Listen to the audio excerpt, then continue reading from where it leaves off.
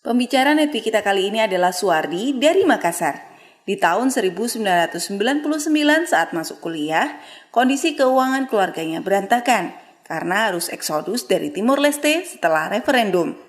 Sejak saat itu beliau tinggal dan kuliah di Makassar dengan mandiri. Berbagai pekerjaan pun beliau lakukan seperti jual koran, ojek, kirim barang antar pulau dan menjadi asisten dosen laboratorium. Melalui kepedulian seorang teman kuliah yang sangat ngotot memperkenalkan Tiens, akhirnya beliau bergabung dan serius menjalankan bisnis Tiens. Di awal menjalankan Tiens, orang tua tidak mendukung. Akhirnya beliau menjalankan bisnis Tiens secara diam-diam. Beberapa kali mengalami kekalahan bisnis, tetapi dengan modal keyakinan dan kerja keras, kini Suwardi telah mencapai peringkat Gold Lion. Dulu hanya taunya kapal pelni untuk ke Timor Leste. Kini melalui Tiens, beliau sudah melalang buana 3 benua dan telah meraih cash reward $20.000. Bagaimana proses perjalanan beliau menjalankan bisnis Tiens? Inilah success story dari Bapak Suwardi. Latar belakang saya lahir di daerah Bone. Bone ini kabupaten di daerah Sulawesi Selatan, tapi bukan Bone kota. Jadi bukan Bone kota tapi Bone kampung. Saya bisa bahasakan ujungnya kampung karena kenapa? Di kampung saya itu ujungnya aspal Bapak Ibu. Kalau Anda mau terus itu masuknya ke rawa. Sudah tidak ada lagi jalan setelahnya. Tapi saya tidak lama di sana. Di Bone ini saya hanya sekitar usia sampai usia 6 tahun. Kalau Anda lihat tadi latar belakang pendidikan sekolah saya itu ada banyak SD-nya. Kenapa? Karena saya lahir dari keluarga pedagang. Orang tua saya pedagang. Bukan pedagang toko tapi pedagang dari pasar ke pasar Bapak Ibu. Dulu berdasarkan cerita dari orang tua saya, itu mereka berdagang itu pakai sepeda. Pakai sepeda dari kecamatan ke kecamatan Bapak Ibu. Saat saya usia 6 tahun, saya sempat sekolah di Bone, itu sekitar sempat sekolah sebentar, kemudian kami pindah ke Kabupaten Wajo namanya, itu tetangga dengan Kabupaten Bone. Di sana alhamdulillah kondisi keuangan keluarga kami membaik, sedikit membaik karena kenapa? Sudah bisa punya rumah. Jadi orang tua saya sudah punya rumah, kami diboyong ke situ, tetapi aktivitas orang tua saya tetap sama. Tetap sama, jadi tetap dagang dari pasar ke pasar. Nah, dari sejak usia 6-7 tahun itu Bapak Ibu, ini mungkin hal yang bagi sebagian orang, usia 6-7 tahun itu usia bermain. Tapi bagi saya, usia 6-7 tahun itu bukan usia bermain. Kenapa? Setiap pagi, orang tua saya setiap subuh itu ke pasar. Nah, kerjaan saya waktu itu, pindahkan barang dari rumah ke mobil. Setiap hari. Hari Senin, begitu. Hari Selasa, hari Rabu, hari Kamis, hari Jumat, hari Minggu pun demikian. Tidak ada istilah hari libur. Pindahkan barang dari rumah ke mobil. Pulang sekolah, orang tua saya pulang dari pasar, orang tua saya istirahat, saya dengan kakak saya turunkan barang dari mobil ke rumah. Itu setiap hari Bapak Ibu. Jadi yang namanya bekerja fisik itu sudah biasa buat saya sejak usia 6-7 tahun Bapak Ibu. Bahkan saat mulai menginjak usia sekitar 8-9 tahun sudah mulai fisik sudah cukup bagus, saya ada tugas tambahan. Kebetulan kakak saya ini kerjanya jualan air. Jadi pulang dari pasar, jualan air. Kebetulan di kampung kami waktu itu air bersih itu susah. Jadi harus ambil dari kecamatan sebelah dan kami jual pakai drum ya, mobil dibuat di drum. Dan saya kerjanya itu angkat-angkat air Bapak Ibu. Jadi sudah terbiasa tuh yang namanya cari uang sejak usia kecil itu sudah terbiasa. Nah, singkat cerita, tadi di SD saya itu ada 2 atau 3 SD ya di Wajo itu. Saya di waktu kecil karena mungkin terbiasa yang namanya kerja keras, agak sensian Bapak Ibu. Agak sensian di mana? Senggol sedikit, pukul. Dulu, jangan sekarang. Kalau sekarang enggak ya. Dulu. Jadi saya pindah sekolah, beberapa kali pindah sekolah itu karena kenapa? Berkelahi. Itu berkelahi. Tapi sampai hari ini, sampai detik ini, sampai seingat saya ya, sampai orang tua saya meninggal kedua-duanya, saya tidak pernah cerita ke mereka bahwa saya sering berkelahi. Karena kenapa? Kalau saya mengeluh, itu bukan dilayani, tapi malah tambah dimarahi Bapak Ibu. Kami tidak terbiasa dimanja oleh orang tua kami. Nah, jadi waktu itu berkelahi, saya pindah sekolah. Bahkan saya pernah ya, tahu ikan ekor pari? Ya, ikan ekor pari itu, saya ada teman, saya berkelahi, saya pukul pakai ekor pari, saya tidak tahu bagaimana nasibnya setelahnya Bapak Ibu. Sangat sakit, yang berduri itu. Bahkan saya juga pernah berkelahi, teman SD juga, saya sengaja janjian pulang sekolah, kita ketemu depan pintu gerbang. Pintu gerbang saya berkelahi, dia habis disunat, saya ini ya, burungnya itu, dan saya tidak tahu nasibnya seperti apa sekarang. Sadis Bapak Ibu. Bahkan, yang apalagi namanya, setelah saya SD, orang tua kami pindah ke Timor Leste, kami pindah lagi. Kami pindah lagi di sana, SD, SMP berjalan mulus, alhamdulillah. SMA kembali ke masa lalu itu. Saya berkelahi lagi di situ Bapak Ibu. Berkelahinya lebih sadis. Saya kelas 1 SMA baru masuk berkelahi dengan anak kelas 3. Di Timor Leste Bapak Ibu. Terus terang ini tidak pernah saya cerita. Tapi khusus untuk Pati saya cerita Bapak Ibu. Saya berkelahi, pulang ke rumah. Saya pulang ke rumah, ibu saya kaget, loh. Tumben cepat pulang. Saya bilang lagi, Timor Leste kan identik dengan perang-perang ya. Intinya kalau ada perang antar tentara dengan gerakan pengacau keamanan, otomatis kami libur. Alasan saya, oh lagi ada perang dekat sekolah, tetap pulang. Ternyata saya habis berkelahi. Di situ, guru saya bilang, Ardi, sudah tidak ada solusi lain. Kamu harus pindah sekolah. Saya tidak bilang ke orang tua saya. Saya pulang di rumah, melakukan aktivitas biasa, tapi karena sesuatu yang buruk ya, pasti ketahuan. Teman SMA saya yang kelas 1, teman satu angkatan datang ke rumah menjenguk. Kaget, kenapa? Hanya teman SMA saya yang cerita, dan disitulah saya dengan sangat terpaksa pindah ke Makassar. Jadi ada kabar baiknya karena saya berkelahi, saya akhirnya jadi orang Makassar. Orang tua saya masih dagang di Timor Leste, saya pindah ke Makassar Bapak Ibu. Kabar buruknya yaitu tadi, saya pindah ini karena berkelahi. Tidak baiklah istilahnya, jangan dicontoh. Tapi saya ingin sampaikan seperti ini bahwa saya pun orang yang seperti ini, yang kerjanya suka bikin kacau, bisa sukses di Tiansi Bapak Ibu. Kondisi keluarga kami di Timor Leste alhamdulillah sangat baik Bapak Ibu. Bahkan saya waktu itu karena sering ditawari, nak mau beli apa? Saya di SMA di Makassar, nak mau beli motor, saya bilang tidak perlu. Mau beli nak, saya tidak perlu. Kondisi orang tua cukup bagus. Tapi tahun 99, ya Timor Leste referendum. Dan singkat cerita, Timor Leste merdeka Bapak Ibu. Mau tidak mau, siap tidak siap, keluarga saya harus balik ke Makassar Bapak Ibu. Nah disinilah titik kondisi keuangan kami yang sangat bagus awalnya, akhirnya harus jatuh Bapak Ibu.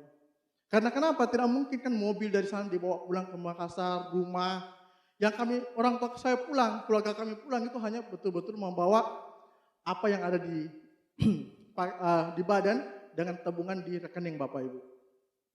Nah, di sini kondisinya yang saya perlihatkan ini Bapak Ibu, yang saya perlihatkan saat ini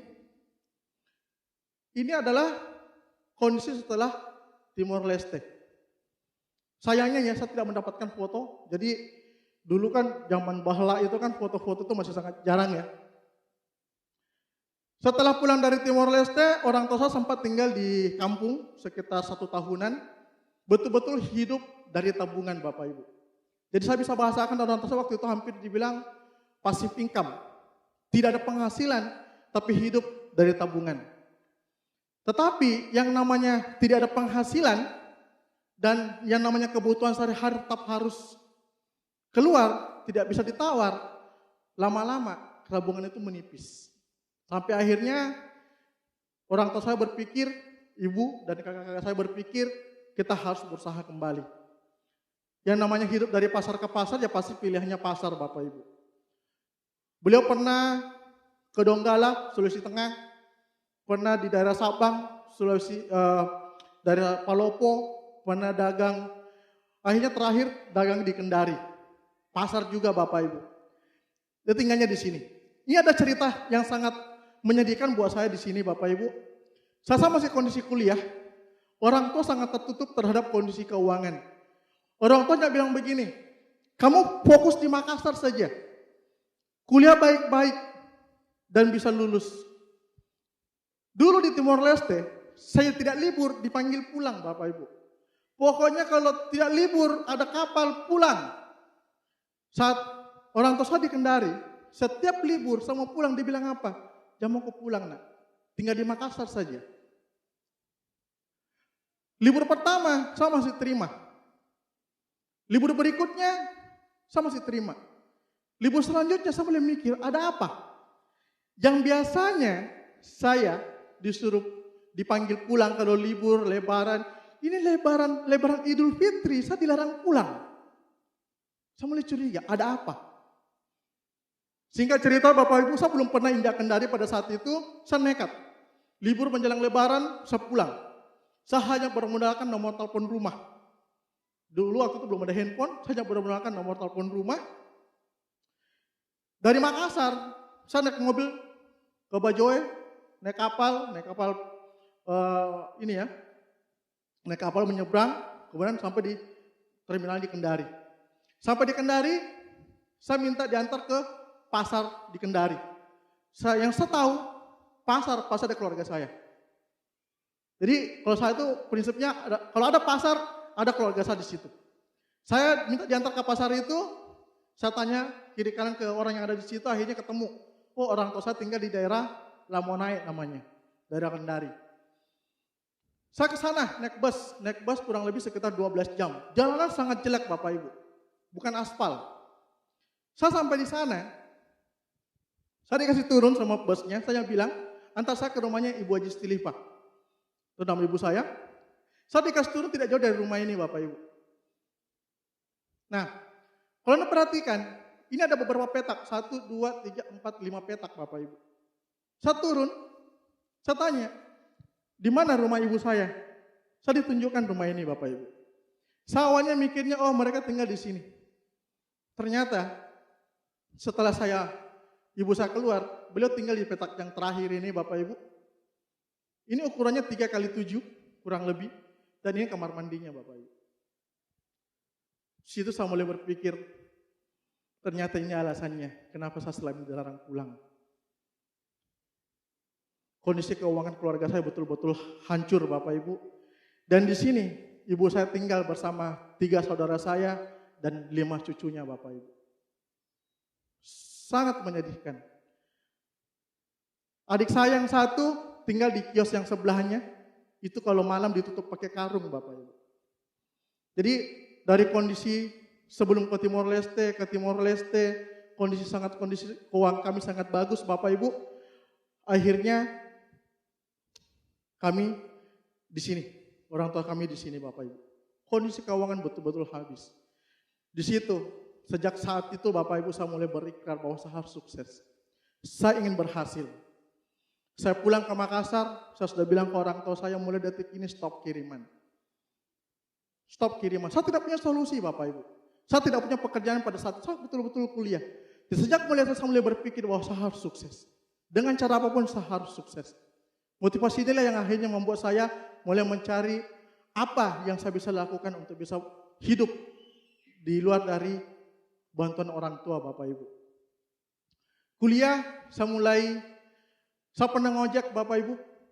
Jadi saya pernah ngojek, yang namanya jual koran saya pernah lakukan. Itu hanya untuk demi menyambung hidup di Makassar Bapak Ibu. Saya pernah jadi asisten dosen di kampus demi untuk kebutuhan sehari-hari Bapak Ibu. Saya kalau ngekos dulu sama saya SMA, tinggal di rumah keluarga, kemudian masih semester 1, semester 2 sama masih kosnya sendiri. Setelah balik dari sini, saya ngekosnya tidak sendiri lagi Bapak Ibu. Saya selalu cari teman. Karena kenapa? Lebih murah. Patungan istilahnya. Kalau biasanya bayarnya sendiri, tapi karena kondisi keuangan betul-betul sudah tidak memungkinkan, akhirnya saya patungan dengan teman-teman, saya ngajak, ayo kita sewa kos, 1 kamar, kadang kami berdua, kadang bertiga Bapak Ibu. Yang penting bisa hidup. Bahkan saya kadang kalau masalah ini ya, masalah pendidikan, alhamdulillah saya tidak pernah lepas dari ranking 3 Bapak Ibu. 1, kalau tidak ranking 1, ranking 2, ranking 3. Pendidikan bagus.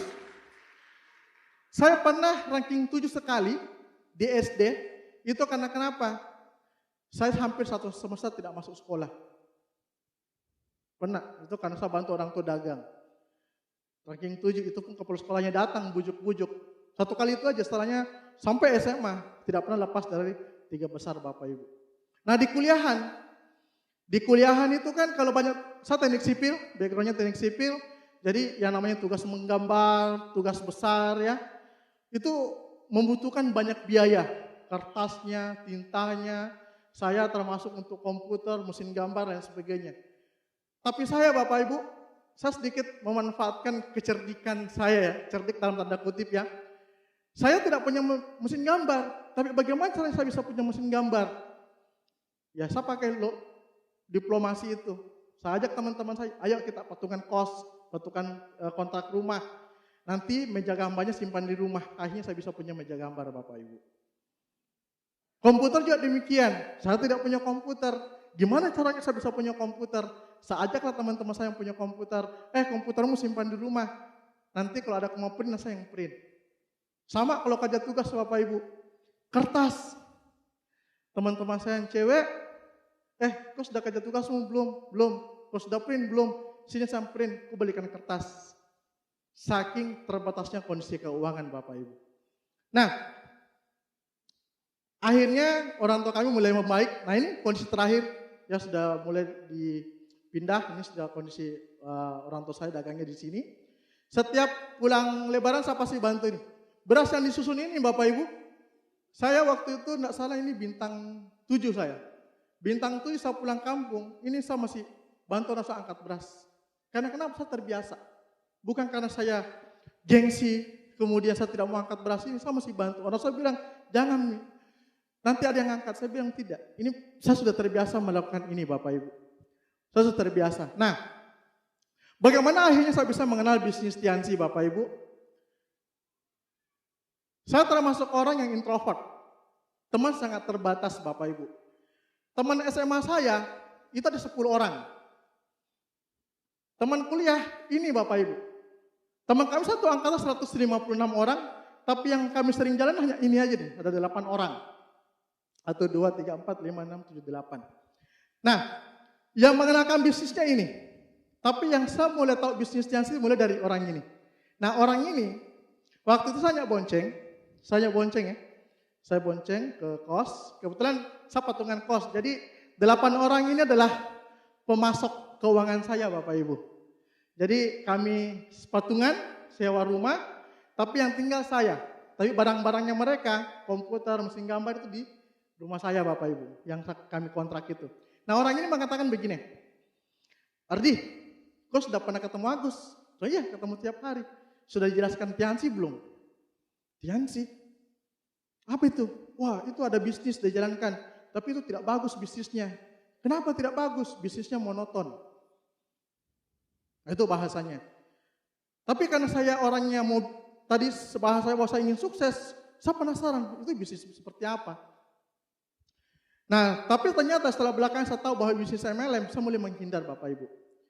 Sudah orang ini mulai menawarkan saya ke bisnis Tiansi, saya mulai sedikit menghindar. Tapi momennya tiba. Setiap dia kos, saya pasti menghindar. Kalau dia ke kamar, saya ke kamar sebelah. Pokoknya saya menghindar, sebagaimana cuma seperti tidak di presentasi Tiansi. Tapi momen itu tiba, saya lagi sakit tipes. Yang namanya sakit tipes kan penyakit manja ya, penyakit manja. Saya sampaikan ke Agus ini, mohon aplaus dulu untuk sponsor saya. Saya telepon, pakai telepon kos, telepon rumah. Gus, titip absen. Mahasiswa ya. Gus, titip absen. Kenapa? Oh, saya lagi sakit, gejala tipes dari dokter. Oh begitu. Oh ya, nanti saya absenkan. Nah saya jenguk sekalian. Oh iya, kalau mau jenguk silakan bawa kue ya. Orang sakit kan maunya begitu kan.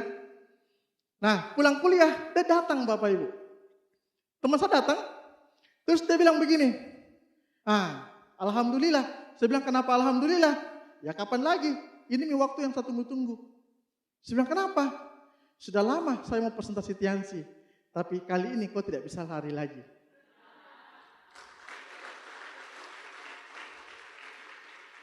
Jadi dia hanya bilang, pokoknya kau duduk, diam, dengar. Saya bilang, saya tidak bisa duduk, ya kau baring saja. Jadi saya dipesan dalam kondisi baring, saya lemas Bapak Ibu, gejala tipes. Waktu itu lagi menyusun tugas akhir. Di presentasi lah saya bisnis Tiansi Bapak Ibu. Di presentasi setelah itu dia pulang. Dia pulang, yang cerdik adalah dari beliau ini, dia tidak follow up saya, tapi setiap datang ke kos, dia selalu simpan majalah. Selalu simpan majalah. Majalah ini dia ambil. Saya bilang, ada majalahmu ketinggalan di kos. Tidak apa-apa, nanti kalau sempat saya singgah ambil. Dia singgah ambil, tapi simpan majalah yang lain lagi. Yang namanya manusia, kalau mahasiswa itu kan kerjanya ya terbatas kan. Akhirnya kalau duduk di depan meja ya buka-buka itu majalah. Wah, bisnisnya bagus ini. Bisnisnya bagus ini. Tapi saya mulai mikir, bahasa teman saya bisnisnya monoton. Tidak bagus tuh bisnis MLM. Ya saja terpengaruh juga bisnis MLM ya, kayak gimana.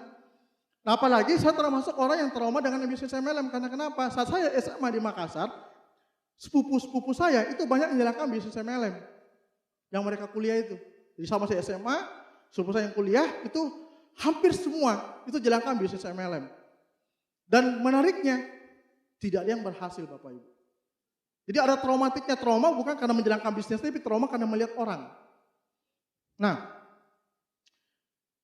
mulai beliau Bapak Ibu, titip majalah. Akhirnya saya bilang, begini saja. Kalau memang bisnis Tiansi bagus, kasih ketemu saya, orang yang pendidikannya bagus, agamanya bagus, dan berhasil di Tiansi. Saya ngomongnya seperti itu. Saya pikir pertimbangannya apa? Kalau dia pendidikannya bagus, misalkan dia S1, S2, berarti secara pola pikir dia pasti bagus. Kalau agamanya bagus, minimal orang itu sudah mempertimbangkan masalah hal haramnya bisnis Tiansi. Kalau orang itu sukses di Tiansi, berarti benar bisnis ini ada orang yang berhasil. Saya mikir, tidak bakal ketemu dia. Tidak akan ada orang yang seperti itu. Tapi yang namanya ucapan, mungkin itulah jalan buat saya untuk bisa berhasil di Tiansi.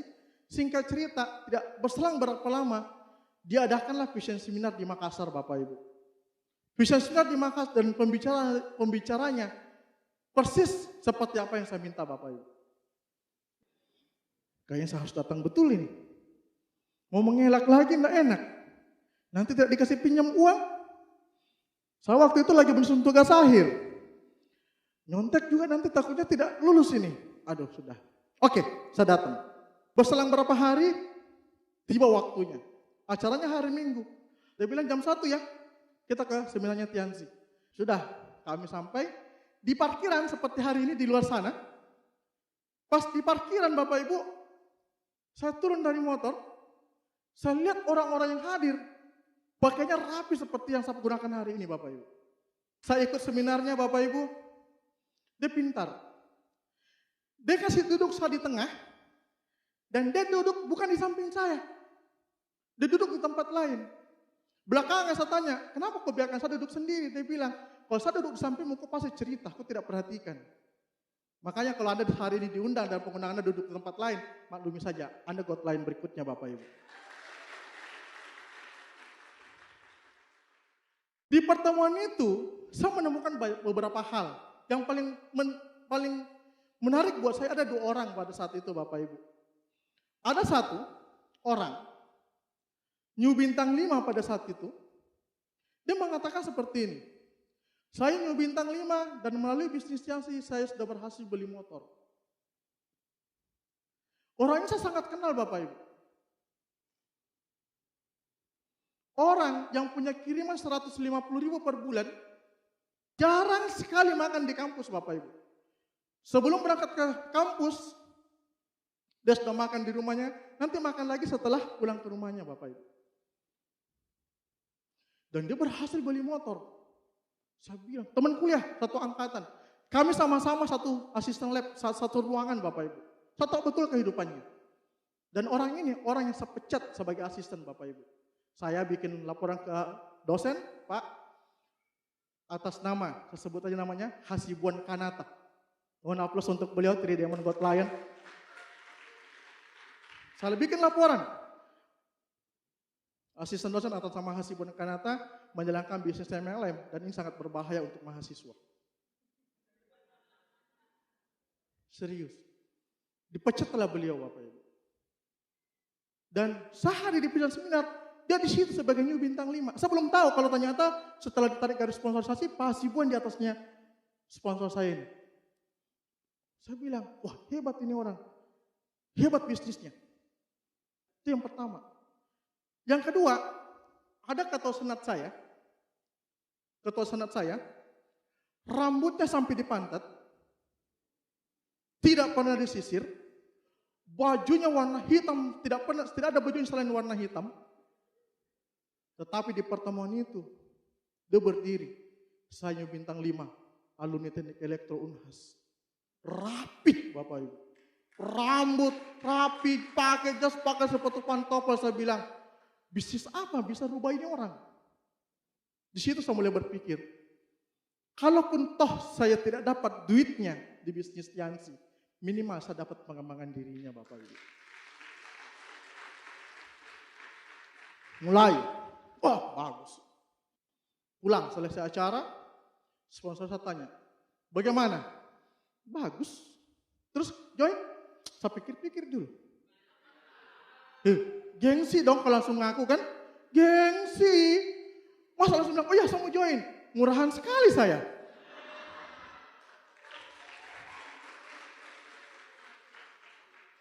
Ya kan? Jaim dong. Gimana bisnisnya? Bagus. Terus saya pikir-pikir dulu. Pada dalam hati, bagus. Bagus nih bisnis. Jadi dari mikir-mikir sampai join itu tidak singkat Bapak Ibu. Itu butuh waktu sekitar 4-5 bulan. Mikirnya lama juga ya. Butuh waktu cukup panjang. Nah ini sudah mulai kerja nih, saya bertahan sih cukup lama Bapak Ibu. Saya bertahan sekitar 5 bulan. Di konsultan perbankan. Saya pagi masuk kerja, jam 5 sore boleh jemput. Belum naik motor, dia bilang begini. Sesuai kesepakatan dapat kerja, join Tiansi.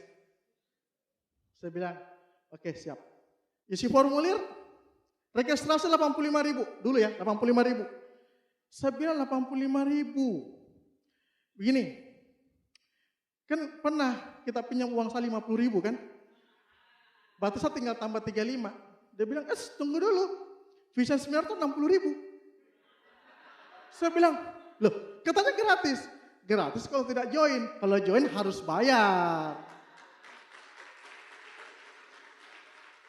Ternyata tidak gratis.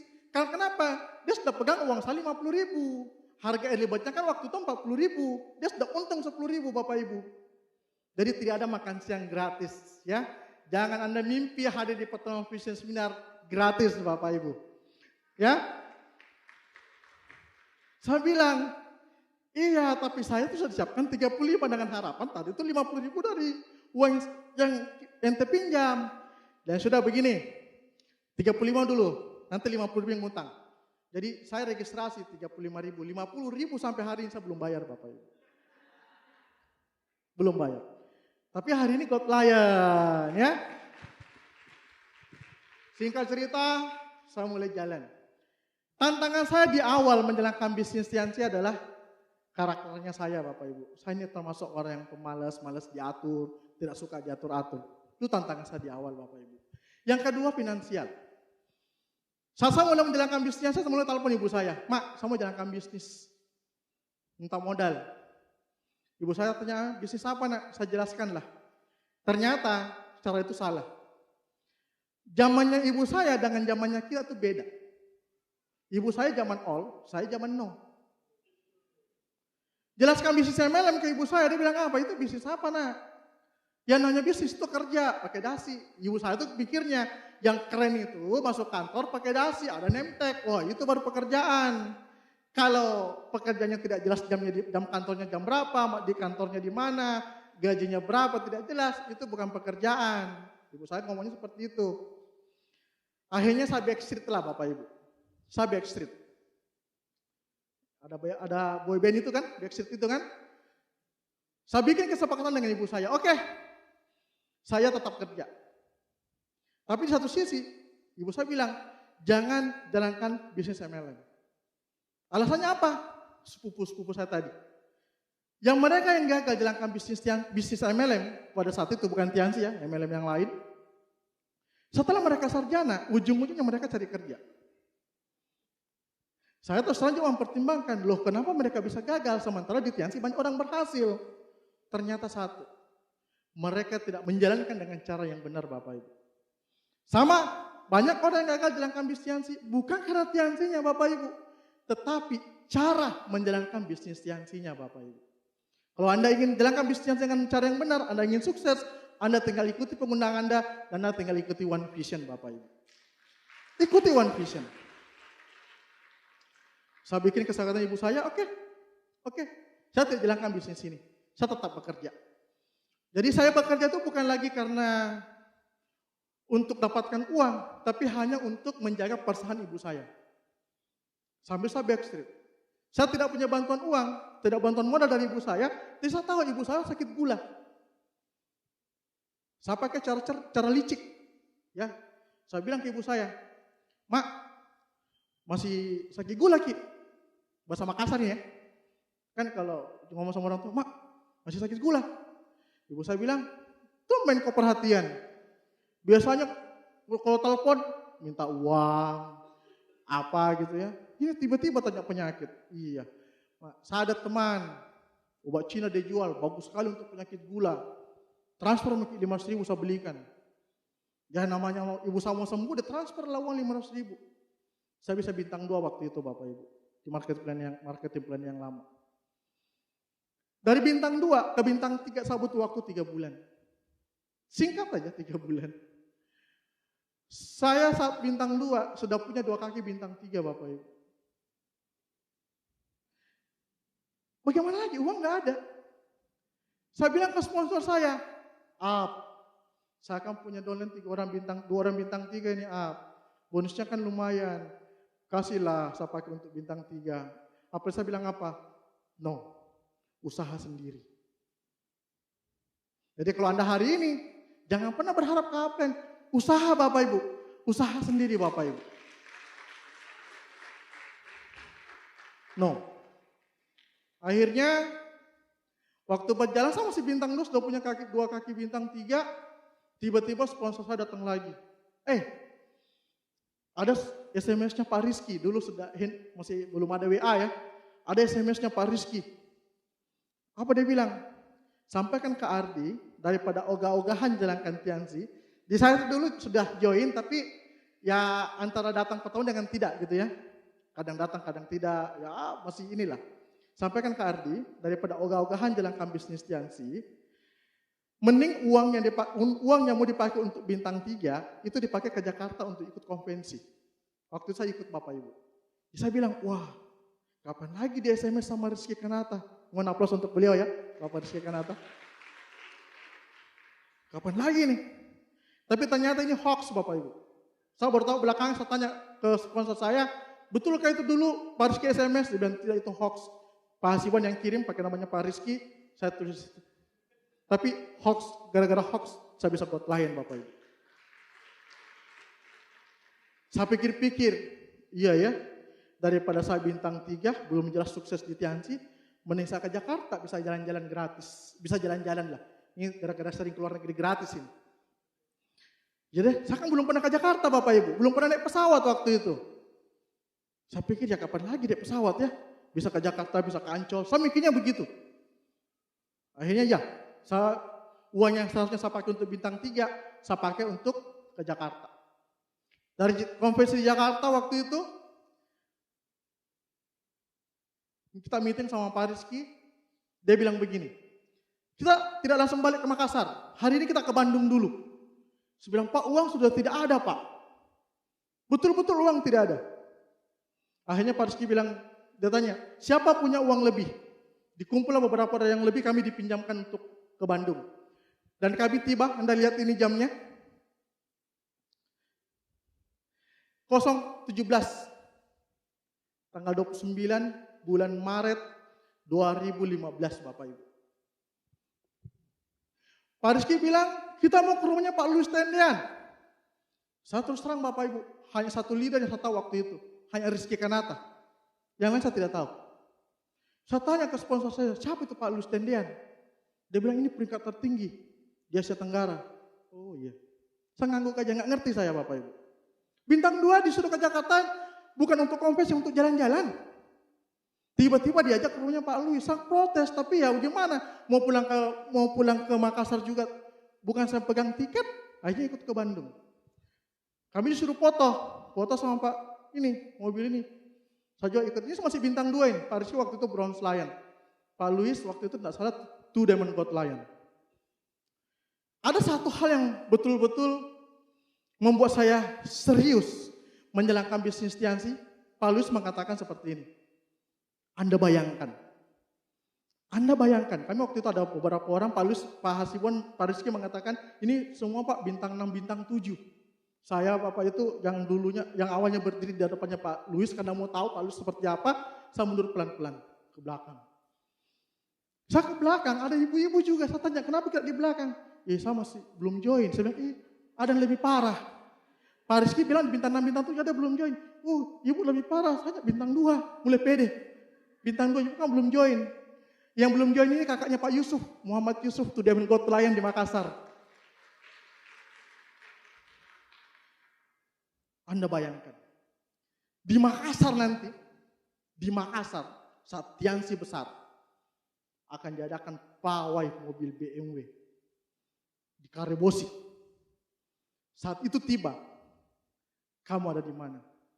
Kamu yang ada di dalam mobil, atau kamu yang berdiri di pinggir jalan mengatakan bahwa saya pernah dengar Tiansi, tapi saya tidak menjalankan bisnis Tiansi. Dengan kamu atau tanpa kamu, Tiansi akan tetap besar. Di situ Bapak Ibu saya mulai berpikir.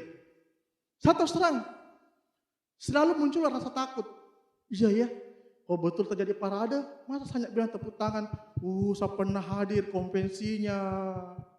Saya pernah hadir pertemuannya. Tapi tidak berhasil Kak. Iya kan? Ketakutan itu yang terbangun dan akhirnya saya pikir saya harus sukses di Tiansi Bapak Ibu. Saya harus sukses di Tiansi. Itu momen itu Bapak Ibu. Nah, ada buku The Cash Flow Quadrant. Malam sebelum Vision 9 yang saya cerita tadi di awal, sponsor saya mulai bedah buku ini Bapak Ibu. Buku ini bukan buku asing buat saya. Di saat saya masih SMA, sepupu-sepupu saya menjalankan bisnis Tiansi, mereka juga punya buku ini. Tapi satu waktu itu, saya punya kakak sepupu, punya koleksi buku banyak. Dia bilang begini, semua buku yang ada di lemari kau bisa baca, tapi satu tidak boleh, buku ini. Saya tanya, kenapa? Dia bilang, kalau kau baca, kau berhenti sekolah. Saya kan orangnya ya patuh. Ya sudah, dan memang saya tidak suka baca buku. Hanya saya tidak baca di buku. Saya tidak baca Bapak Ibu. Tapi malam itu dia mulai bahas The Cash Flow Quadrant. Dia bilang, tahu tidak Ardi? Di dunia ini ada 4 jenis pekerjaan. Ada 4 jenis pekerjaan yang dibagi 2, pola kiri dengan pola kanan. Jadi saya mulai diprestasi ulang. Yang awalnya kan hanya lagi sakit, tidak ngerti apa-apa, mulai diprestasi ulang. Tapi dengan dari baca buku. Beliau bahasakan, dibagi pola kiri dengan pola kanan. Di pola kiri, employed dan self-employed, itu disebut dengan penghasilan aktif. Ardi kerja, dapat duit. Kerja, dapat duit. Kerja, dapat duit. Tidak kerja, tidak dapat duit. Saya bilang, wah ibu saya ini. Ibu saya tuh punya kios di pasar. Kapan dia lagi sakit, tidak ke pasar, tidak ada penghasilan. Saudara saya demikian. Sampai hari ini beberapa saudara saya masih menjalankan hidup dari pasar ke pasar Bapak Ibu. Terus dia bilang lagi, tahu tidak? Di buku ini, halaman 96 sampai 99, ada satu strategi kerja di kuadran kanan, itu penghasilan pasif, uang bekerja untuk kita. Saya bilang, bagaimana itu? Nah ini dia Bapak Ibu. Ada namanya pemilik bisnis bersistem. Sistem yang bekerja buat kita. Jadi Anda di hari ini Bapak Ibu, dikenakan bisnis Yansi bahwa ada sebuah konsep bisnis yang bisa membuat Anda sukses, bisa membuat Anda tidak bekerja untuk uang Bapak Ibu, tapi uang bekerja untuk Anda Bapak Ibu. Ada uang yang bekerja untuk Anda. Mulailah, dia bilang nanti pokoknya kau baca buku ini. Nah, dia bahas seperti ini. Dia mulai tanya-tanya. Nanti, ya, jadi dia ajak saya menghayal. Apakah Anda mempunyai penghasilan yang akan datang, yang selalu datang 24 jam dengan atau tanpa bekerja? Adik, coba kau perhatikan. Saya kebetulan keluarga pedagang Bapak Ibu. Keluarga pedagang, kalau bicara uang, mereka semua punya. Bahkan ada beberapa sepupu-sepupu saya yang masih aktif di dunia perdagangan. Mereka punya banyak rumah di Makassar. Ada yang punya rumah miliaran Bapak Ibu. Tetapi, yang itu rumahnya kosong. Nanti mereka datang huni rumahnya itu kalau mereka lagi ada acara orang meninggal, ada acara menikah, atau acara lebaran. Rumah bagus. Tetapi sehari-harinya di pasar. Nanti kalau ada acara, ada orang meninggal, baru rumah itu ramai. Nah ini ditanya seperti ini, saya bilang, mana ada pekerjaan tidak bekerja tidak dapat duit? Dia bilang, ada. Apa? Tiansi. Saya bilang, tidak mungkin. Dia bilang, mungkin, datang besok. Itu bahasa beliau Bapak Ibu. Apakah Anda mengandalkan tenaga Anda sendiri atau Anda sudah ada sistem yang tepat untuk menghasilkan uang? Saya balik lagi, wah, orang tua saya kalau dagang ya pasti pakai fisik. Pasti pakai fisik Bapak Ibu. Mana ada, ya? Mana ada pekerjaan yang bisa menghasilkan uang tanpa bekerja. Sistemnya bagaimana? Saya mulai ditanya lagi. Apakah income Anda mengalir terus-menerus walaupun sudah tidak ada? Ini lebih tidak masuk akal, ya enggak? Kita sudah meninggal, masih punya income. Wah, makin penasaran saya Bapak Ibu. Bisnis seperti apa itu? Lanjut lagi pertanyaannya. Apakah Anda bisa berhenti bekerja kapan saja? Apakah Anda bisa berhenti kapan saja? Tetapi penghasilan Anda tidak berhenti. Pak Luis waktu itu mengatakan, saya saat ini di Tiansi, tidur pun dibayar. Nah, tapi waktu itu kan saya belum ketemu Pak Luis, Bapak Ibu. Saya bilang, mana ada pekerjaan seperti itu. Nah, saya ingin bertanya ke Anda, ke Bapak Ibu sekalian. Dari beberapa pertanyaan yang dulu sponsor saya ajukan, kalau saya ajukan ke Anda yang hadir di ruangan ini, jawaban apa yang akan Anda berikan? Ya atau tidak? Bila jawaban Anda tidak, bangunlah aset di sela-sela waktu luang Anda Bapak Ibu. Bangunlah aset di sela-sela waktu luang Anda.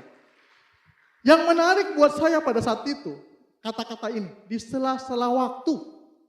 Wah, di sela-sela waktu itu kan, enak sekali itu.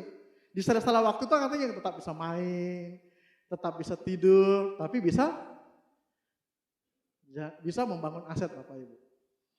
Jadi di awal saya menjalankan bisnis sambil bekerja.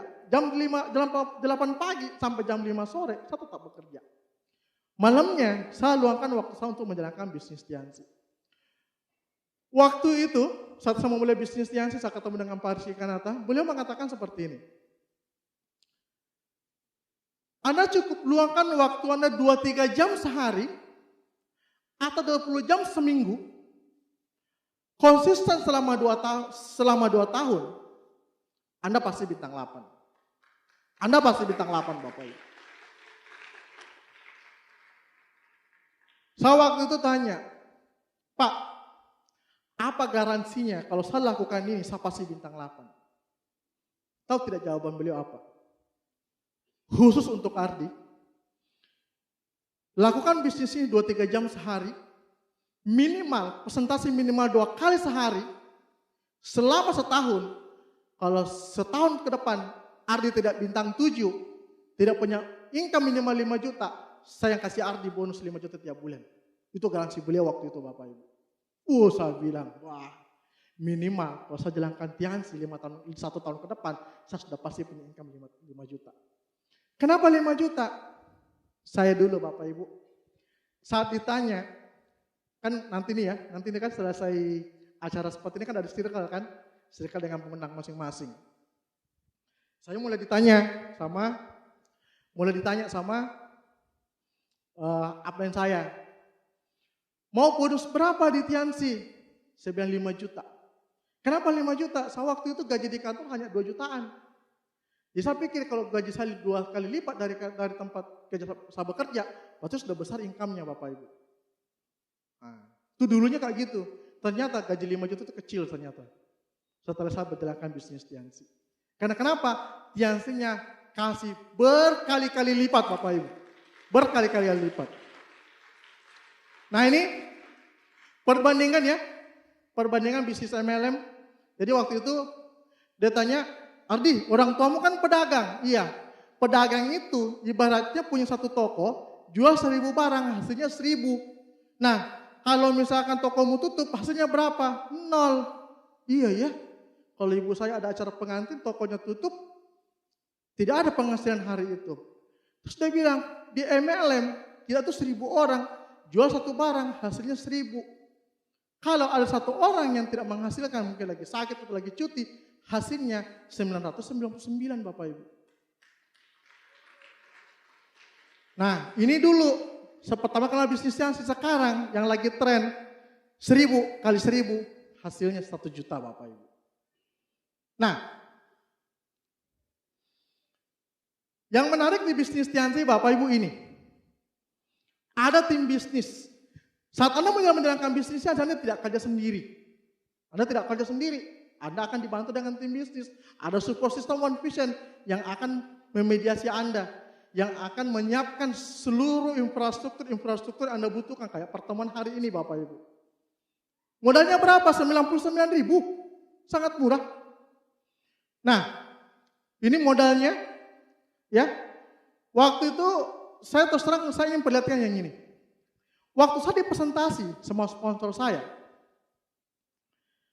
lagi sakit kan, lagi terbaring gitu. Dia bilang, kalau kamu Silver Lion, dapat BMW gratis dari Tiansi. Saya yang lagi sakit tiba-tiba langsung bangun, stop. Dia bilang, kenapa? Waktu itu ya, kalau sekarang kan cash reward dalam bentuk uang tunai ya, kalau dulu kan bentuk simbolnya mobil. Stop. Bilang, kenapa? Ini bisnis tidak masuk akal. Kenapa tidak masuk akal? Mana ada bisnis modal 99.000 bisa dapat BMW? Ternyata akal saya yang tidak masuk Bapak Ibu. Faktanya Pak Dede sudah dapat BMW-nya Bapak Ibu. Penerima cash reward sudah begitu banyak. Sudah banyak faktanya, bukan lagi katanya. Jadi Anda hari ini, Anda tidak perlu membuktikan apa-apa. Anda tinggal bergabung, Anda tinggal jalankan bisnisnya. Anda pun akan penerima reward berikutnya Bapak Ibu. Nah, yang namanya menjalankan bisnis Tiansi namanya jatuh bangun pasti ada.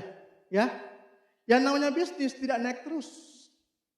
Tidak naik terus, pasti ada jatuh bangunnya. Yang namanya konflik antar upline dengan itu biasa. Terima saja. Yang saya ingin sampaikan adalah, Anda berproses saja. Anda tidak perlu hitung-hitungan. Jangan lihat prosesnya Bapak Ibu. Kalau Anda sudah pantas, Allah akan kirimkan orang yang tepat bekerjasama dengan Anda Bapak Ibu. Allah akan kirimkan orang yang tepat bekerjasama dengan Anda Bapak Ibu. Sekali lagi saya mau bilang, jangan hitung-hitungan Bapak Ibu. Jangan hitung-hitungkan. Lakukan saja Bapak Ibu. Kalau Anda sudah pantas, Allah melihat bahwa usaha Anda sudah cukup. Allah akan gampang sekali kirimkan orang yang tepat bekerjasama dengan Anda Bapak Ibu. Nah, Bapak Ibu sekalian, bintang 7, saya sudah, ini yang saya maksud ya, mobil-mobilan. Ya, Anda mungkin masih ingat yang Pak Rizky bilang, terserah mobilnya apa, yang penting mobil. Yang beliau selalu tekankan ke kami, minimal melalui bisnis Tiansi ada perubahan hidup yang bisa Anda tunjukkan Bapak Ibu. Saya bisa beli mobil waktu itu bintang 7, bintang 8, saya nikah. Nikah ini banyak ceritanya. Tidak simsalabim abrakadabra tiba-tiba nikah, saya terima nikahnya, enggak. Saya nikah bulan 12, bulan 6, saya ke ibu saya di Kendari. Mak, bulan 12 ke Makassar ya. Ibu saya bilang, kenapa? Saya mau nikah. Nah, ibu saya kaget. Orang Makassar tahu ya, orang Bugis. Tahu uang panai? Nanti cari di Google. Panjang kalau saya jelaskan. Mahar, belis. Mahar ya. Maharnya itu wah Masya Allah ya. Itu merobek kantong itu Bapak Ibu. Ya, bahkan banyak kasus di Makassar ngutang di bank untuk nikah Bapak Ibu. Gak ada sertifikat rumah, sertifikat tanah, sertifikat mobil untuk nikah. Ada yang petungan bahkan. Jadi saya bilang, saya mau nikah. Jangan dulu nak, kami belum siap. Saya bilang, nggak usah khawatir. Semuanya sudah beres, termasuk tanggal nikahnya sudah ada. Saya telepon saudara saya di Kalimantan. Saya pedagang, keluarga pedagang itu tidak tinggal satu tempat. Kak, bulan 12 ke Makassar ya. Kenapa? Saya mau nikah. Wih, jangan dulu, ini kondisi keuangan lagi tidak bagus. Bilang, tidak usah khawatir. Sudah beres, kakak tinggal datang saja.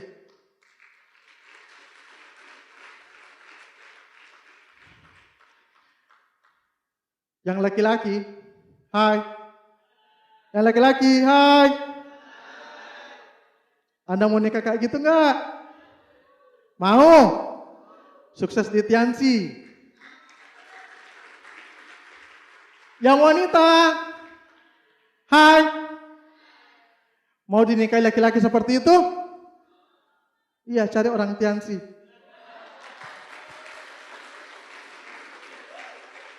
Coba lihat ya, lihat jempolnya ini. Ini Pak Imam tuh sampai bilang, oh jangan terlalu keras. Saya bilang, uang sendiri, bukan dari orang tua, uang dari Tiansi ini.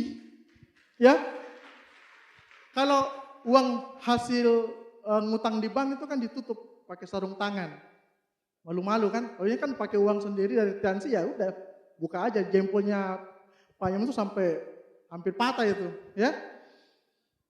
Nah, ini juga alhamdulillah Bapak Ibu, dan ini sekali lagi ada ceritanya. Tahun 2010 saya mengalami kegagalan bisnis Bapak Ibu. Grup saya habis betul-betul habis. Mobil yang tadi saya jual, saya pakai motor. Di sini tantangan terberatnya adalah setiap saya ke stokis ditanya, Pak, mana mobilnya? Saya ketemu dengan orang, mana mobilnya? Saya ketemu prospekan, lah katanya Bapak punya mobil, mana mobilnya? Tapi saya ikhlas saja Bu, menerima bahwa oke, saya mengalami kegagalan bisnis. Yang saya lihat adalah saya mengalami kegagalan bisnis bukan karena Tiansinya, bukan karena One Vision-nya, tapi karena ada yang salah apa yang saya lakukan di bisnis Tiansi Bapak Ibu. Saya pakai motor, sekitar 2 tahunan saya jalankan bisnis pakai motor. Dan ada satu kondisi, pulang dari pertemuan, saya pulang dari OP, istri saya waktu itu masih aktif di kami berempat ini. Anda bisa bayangkan ya, naik motor, saya yang badannya ramping begini kan, yakan aja, kot layan. Istri saya, anak saya yang pertama di depan, anak saya yang kecil di tengah sini Bapak Ibu. Hujan rintik-rintik. Istri saya bilang, kita maghrib di sini saja. Saya bilang, masih dapat kok di rumah, kita maghrib di rumah saja. Singkat cerita, beneran hujan rintik-rintik, pulang Bapak Ibu. Tiba-tiba ada motor dari sebelah kanan, melambung, itu langsung ambil kiri. Anak saya lagi peluk seperti ini, Gasnya saya pegang, karena tangan kiri saya meluk anak saya tariknya gas rem depan Bapak Ibu. Kami jatuh. Istri saya waktu itu sempat masuk ke rumah sakit. Saya telepon sponsor saya, Pak Hasibuan. Saya mau konsul. Kenapa? Saya mau konsul. Saya bilang ke beliau, saya habis jatuh dari motor. Dan saya mau beli mobil. Waktu itu kondisi bisnis saya belum stabil Bapak Ibu. Belum stabil Bapak Ibu. Bahkan saya bisa bahasakan belum pantas untuk beli motor, beli mobil pada saat itu. Belum pantas. Bahkan Pak Hasibuan waktu itu mengatakan, sabar aja Pak, sabar aja. Tahan aja dulu, tahan aja dulu. Ada waktunya. Saya bilang tidak, saya harus beli mobil. Berapa bonus yang harus punya, bagaimana kondisi bisnis harus miliki untuk bisa beli mobil. Pak Hasibuan gambarkanlah strateginya, berapa bonus ideal, berapa operasional mobil dan seterusnya. Dan singkat cerita saya berjuang itu Bapak Ibu, akhirnya saya bisa beli mobil ini Bapak Ibu. Sekali lagi kekuatan impian. Terkadang kita butuh dicubit dulu, butuh ditegur dulu, baru kita sadar bahwa kita perlu melakukan sesuatu untuk mendapatkan sesuatu yang lebih besar Bapak Ibu. Saya termasuk orang yang tidak memiliki impian jalan-jalan ke luar negeri Bapak Ibu. Dulu, kalau sekarang enak sekali. Kalau dulu, saya bahkan kalau meeting dengan Pak Rizky, dengan Pak Hasibuan, siapa yang mau ke luar negeri, saya tidak pernah angkat tangan. Dan Pak Hasibuan sangat tahu bahwa saya tidak memiliki impian untuk luar negeri. Tetapi pada saat itu, istri saya, tahun 2012, kurang lebih ya, saya lagi baring-baring, istri saya juga samping saya, dia bilang begini, waktu itu ada kualifikasi Rusia kalau tidak salah, tahun 2012. Ya, ayah kejar Rusia? Saya bilang tidak. Bilang kenapa? Saya tidak suka keluar negeri. Istri saya bangun, dia bilang begini. Mungkin kita suka, tapi bisa saja ada orang sekitarnya yang suka. Saya bangun, siapa? Siapa yang suka keluar negeri? Saya bilang, saya. Wah, di situ Bapak Ibu. Mulai saya berpikir, ya, saya berjuang tidak untuk diri saya sendiri, tapi saya berjuang untuk istri dan anak-anak saya Bapak Ibu. Sama mungkin Anda di hari ini Bapak Ibu. Anda mungkin berpikir, penghasilan Anda hari ini sudah cukup. Income Anda sudah cukup. Kehidupan Anda mungkin hari ini sudah cukup. Iya, tapi coba lihat kiri kanan Anda Bapak Ibu. Coba lihat lingkungan Anda. Coba lihat keluarga Anda. Siapa tahu saja ada di antara mereka yang membutuhkan bisnis ini Bapak Ibu. Ada di antara mereka yang membutuhkan pertolongan Anda Bapak Ibu. Dan Anda bisa bantu mereka melalui bisnis Tiansi Bapak Ibu. Melalui bisnis Tiansi. Akhirnya saya kejar Rusia Bapak Ibu. Saya kejar Rusia dan saya tidak dapat. Saya tidak lolos. Tapi mulai titik itu saya mulai yang namanya trip luar negeri saya mulai ngejar. Akhirnya saya mulai dapat ke Malaysia. Waktu itu saya bawa anak saya. Kan saya mikirnya saya keluar negeri bukan untuk saya, ini saya bawa anak saya waktu itu. Kemudian ke Cina. Ke Cina ini sebenarnya saya mau kasih ke istri saya. Saya sudah urus semua. Paspor, semua hal yang dibutuhkan untuk suami dan digantikan oleh istri, saya sudah urus. Tapi sekali lagi, apa yang saya luar biasa. Pak Hasibuan ini dia bilang ke istri saya, dia belum pernah keluar negeri saja itu, makanya dia tidak tahu luar negeri itu indah. Singkat cerita, entah bagaimana caranya Pak Hasibuan bilang, Pak, untuk Cina ini tidak bisa digantikan. Harus distributor yang bersangkutan yang berangkat. Harus distributor yang bersangkutan yang berangkat. Akhirnya dengan sangat terpaksa berangkat Bapak Ibu. Waktu itu ketemu dengan Pak Suhaib, ya. Mohon aplaus untuk beliau.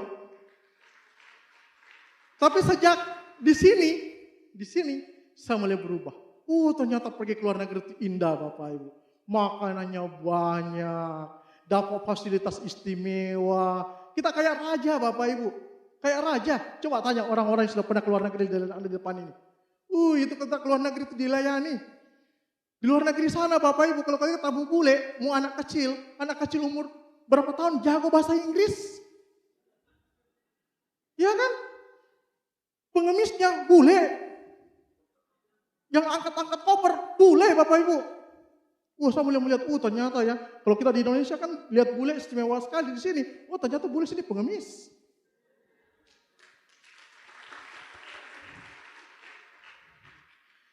Ini saya satu pesawat, ini lucu ini, teman satu pesawat saya, karena kami sama-sama tidak tahu bahasa Inggris, pesan kopi or tea, nah kopi, pesan kopi. Nah itu kan ada bungkusan-bungkusan kan, ada sugar, ada salt, kalau itu saya ngerti, tapi teman sampai saya tidak ngerti. Saya sudah campur sugar, manis kan, sebelah saya dia lihat, oh dia campur, dia juga campur, coba diambilnya bukan sugar, diambil salt. Pak, kok kopinya aneh di sini ya? Saya bilang, aminnya kenapa Pak? Rasanya beda ya dengan Indonesia. Oh gitu. Coba saya lihat, oh Pak ini salah, ini garam, ini yang gula. Gimana ya? Oh tukar. Jadi kami panggil pramugarinya, kan saya tidak ngerti bahasa Inggris, kalian hanya begini. Nah pramugarinya nangkapnya apa? Tambah. Tapi begitu kami keluar negeri Bapak Ibu. Daripada jago bahasa Inggris tapi tidak kemana-mana, makanya join TNC ya. Nah ini dia akhirnya kesampaian Bapak Ibu. Di sini Pak Simon sudah nggak bisa nipu lagi. Akhirnya beliau berangkat. Alhamdulillah istri saya hijrah berkat berangkat umroh Bapak Ibu. Jadi kalau Anda yang laki-laki mau istri Anda hijrah gampang, berangkatkan umroh Bapak Ibu. Ya. Aplausnya serius dong, ya. Ini juga, ini saya satu dengan Pak Dede juga ya, Pak Dede ya. Saya satu bos nggak Pak ya? Ya. Nah, saya sebenarnya Juventini, tapi nggak apa-apa lah. Untuk kali ini kita Barcelona dengan Real Madrid, ya. Yang suka bola, saya tuh ingat sekali Bapak Ibu. Saya waktu pertama kali di awal-awal bangun TNC, saya ada satu kondisi, saya tuh suka nonton bola, PSM Makassar. Oh, saya juga termasuk gitu. Saya sudah mau nonton PSM Makassar. Jam 5 sudah di stadion, pertandingan setengah 8. Jam 7 Pak Simon SMS. Pak, saya sudah kontak prospekan di Goa dan saya sudah sepakat untuk ketemu habis Isya. Ayo teman saya pergi follow up. Saya bilang, aduh ini pertandingan setengah jam lagi dimulai. Dari jam 5 saya nunggu Pak. Tapi ya sekali lagi, kan saya ingin sukses di TNC, ada harga harus saya bayar. Akhirnya saya tinggalkan pertandingan bola yang setengah jam lagi dimulai untuk pergi follow up Bapak Ibu. Tetapi berkat itu saya bisa injak 2 stadion ini Bapak Ibu. Ya, ini Turki ya, Selat Bosporus. Ini Eropa, ini Asia. Kapan lagi? Saya sebenarnya yang keren ini bukan ini ya, ini yang keren ini. Tapi kan ini kena, ini ikut ganteng, gitu ya. Ya. Ini ke Australia, ya, Australia. Alhamdulillah di sini sudah mulai banyak bawa beberapa grup. Kalau yang di awal-awal masih sendiri-sendiri, hanya sudah mulai bawa grup di sini, Bapak Ibu. Ini yang ke DHO, ya, Korea ya.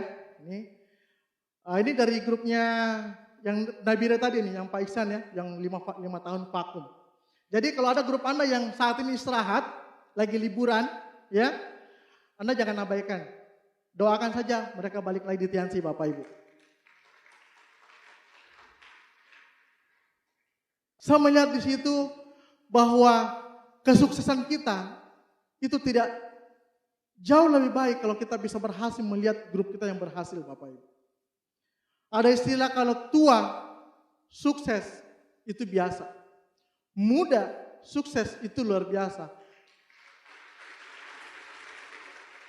Tetapi mudah sukses dan berhasil membantu orang lain sukses juga Bapak Ibu. Itu baru mahal luar biasa Bapak Ibu. Dan itu tempatnya di TNC Bapak Ibu. Nah ini saya sekarang ditanya, betulkah itu ditransfer? Ini Anda lihat ya. Ini potong pajak sekitar 6%. Bapak Ibu, inilah orang-orang Selain sponsor saya menjerumuskan saya jalankan bisnis Tiansi. Pak Hasibuan Kanata ini adalah orang yang kami tidak satu aliran di kampus. Beliau anak Alhamas, anak Musola, saya anak Himadipo tadi di bawah pohon. Saya bahkan dulu di kantor setelah saya bergabung di Tiansi, setiap sore beliau pasti ada di lobi tunggu saya Bapak Ibu. Saya kadang bosan. Saya pernah bahkan bilang kadang kalau teman-teman kantor saya bilang, coba intip, ada tidak teman saya yang kecil-kecil di bawah? Oh ada. Kalau beliau masih ada, saya tidak turun Bapak Ibu. Tapi kalau beliau bosan menunggu, beliau pergi, saya keluar. Tapi yang luar biasa, malamnya dia pasti datang di kos. Saya bisa bahasakan ini orang menjijikkan buat saya waktu itu Bapak Ibu. Sama mungkin Anda di hari ini Bapak Ibu, diundang ke sini. Yang undang Anda hari ini, mungkin Anda jengkel, marah, enak lihat mukanya. Dan saya mau bilang, mereka melakukan itu karena mereka peduli dengan masa depan Anda Bapak Ibu.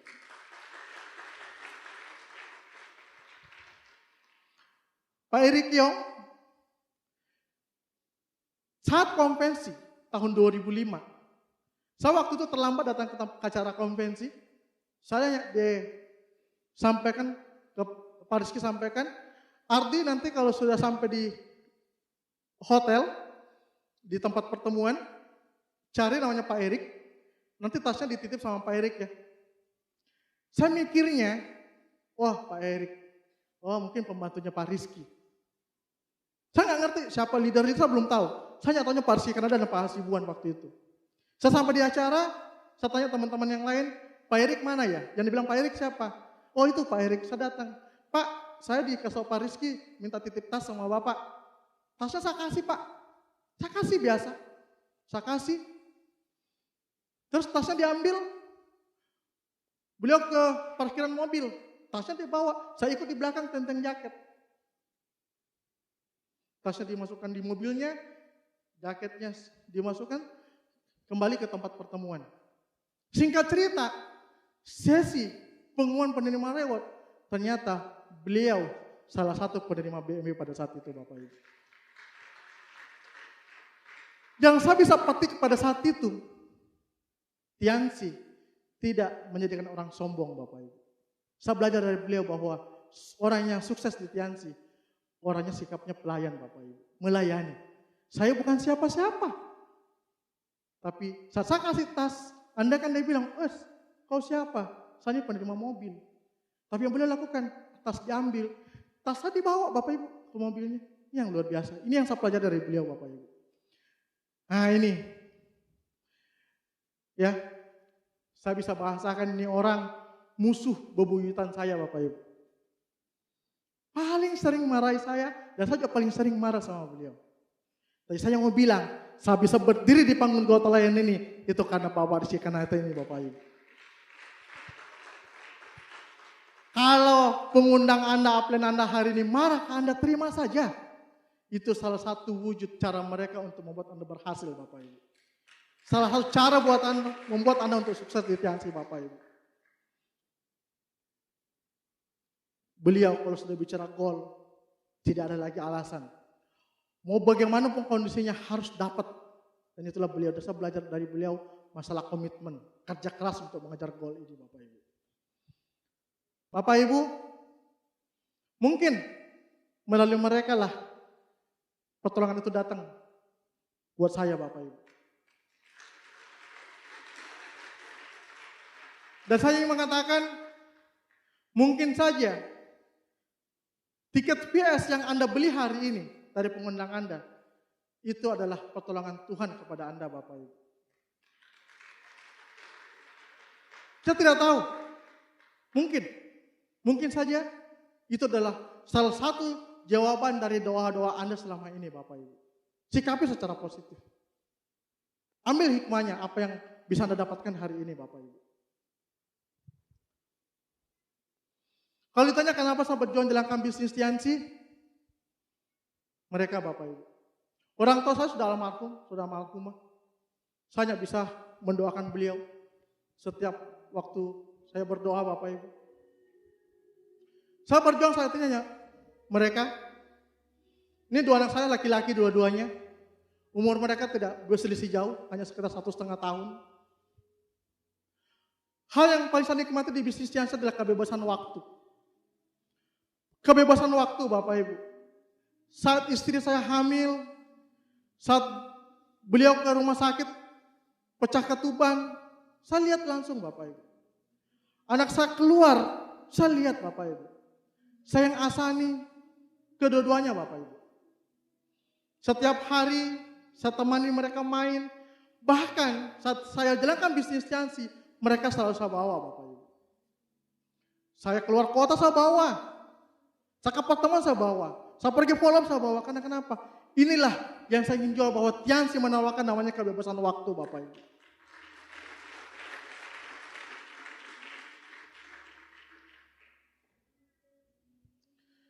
Ini wanita yang sangat kuat.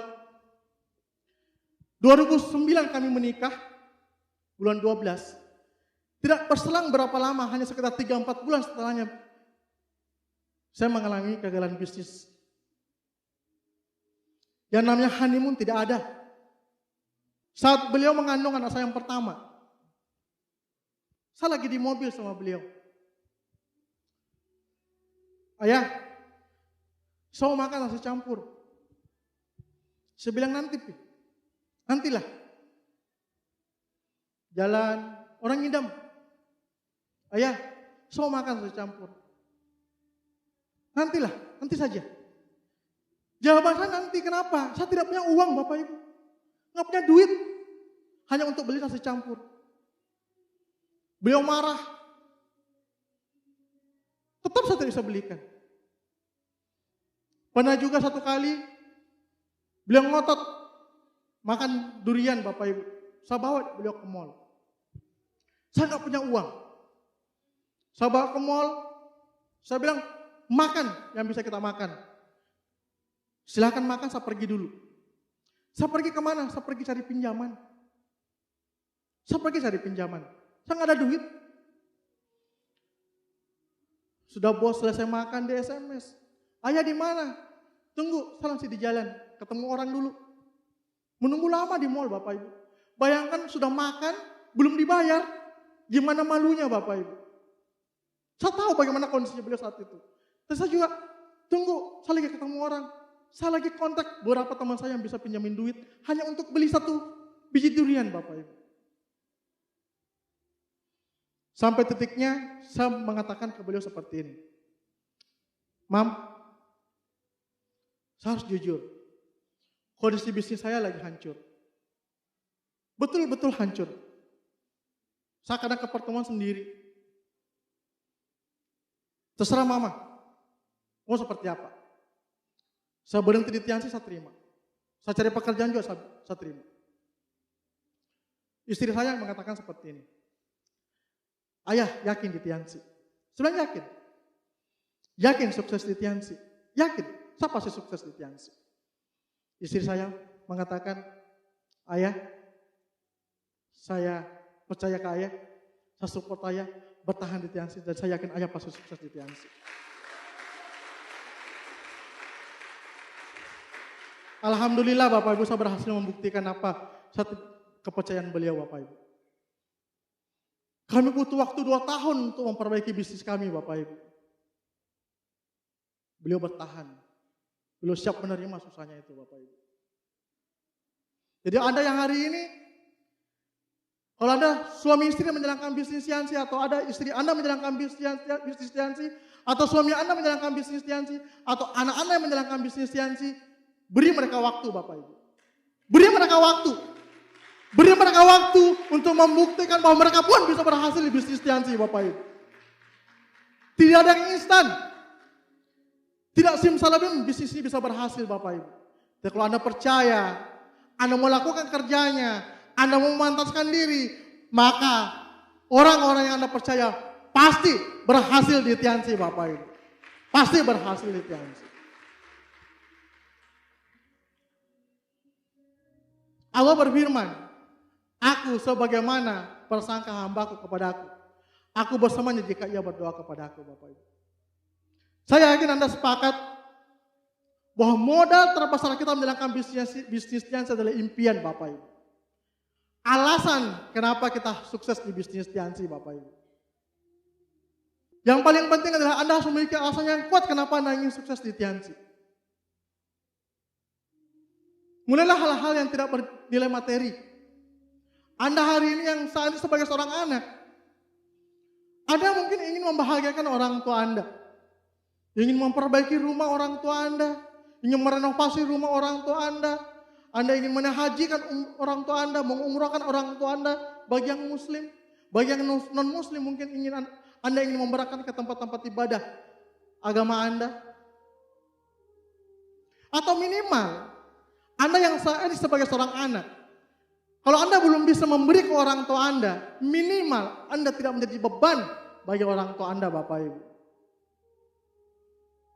Anda yang saat ini sebagai orang tua, sebagai suami, sebagai istri, tidak ada kata terlambat Bapak Ibu. Tidak ada kata terlambat untuk sukses di bisnis Tiansi. Pemilik McDonald merintis usahanya usia 62 tahun Bapak Ibu. Pemilik KFC merintis usahanya usia 52 tahun. Tidak ada kata terlambat. Dan kita semua memiliki titipan Allah berupa anak Bapak Ibu. Kita punya tanggung jawab penuh untuk membahagiakan mereka, untuk menjamin masa depan mereka Bapak Ibu. Kalau Anda hari ini terlahir sebagai orang miskin, itu bukan salah Anda Bapak Ibu. Tapi jangan pernah biarkan anak Anda menjadi anak orang miskin Bapak Ibu.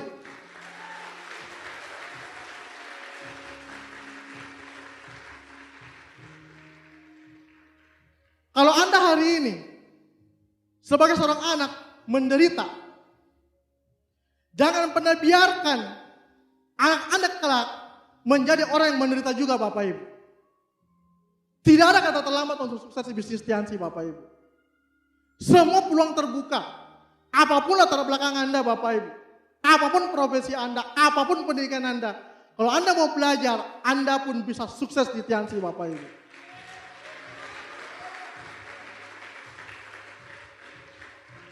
Saya ingin Anda berdiri, pikirkan apa yang menjadi motivasi Anda menjalankan bisnis Tiansi Bapak Ibu. Bagi Anda yang belum member, ambil keputusan Bapak Ibu.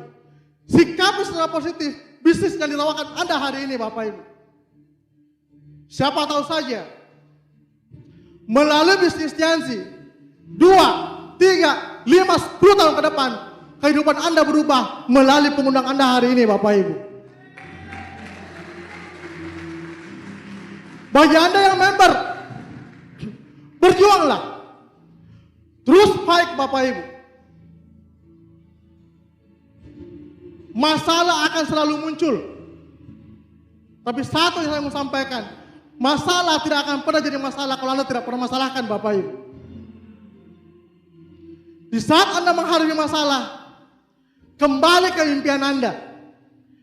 Alasan Anda kenapa Anda harus fight di Tiansi. Gali kembali kenapa Anda sukses di Tiansi. Fight lagi, fight lagi, fight lagi. Sudah untuk Anda. Terima kasih banyak. Assalamualaikum warahmatullahi wabarakatuh.